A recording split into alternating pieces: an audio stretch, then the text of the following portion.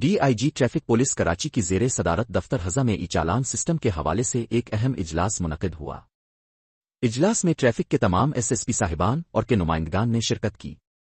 Report Fayyaz Akhtar. تفصیلات کے مطابق D I G traffic police Karachi کی زیر صدارت دفتر ہزا میں ای چالان سسٹم کے حوالے سے ایک اہم اجلاس منعقد ہوا۔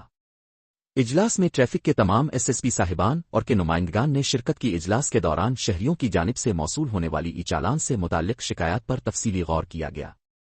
اس ضمن میں تمام اضلاع میں ایس پی صاحبان اور ممبران پر مشتمل ایک مشترکہ کمیٹی تشکیل دی گئی ہے جو شہریوں کی شکایات کا تکنیکی و قانونی پہلوؤں سے جائزہ لے کر منصفانہ کارروائی کو یقینی بنائے گی۔ مزید برآں اجلاس میں شہریوں کی سہولت کے لیے قائم کیے گئے جدید سہولت مراکز کے حوالے سے بریفنگ دی گئی۔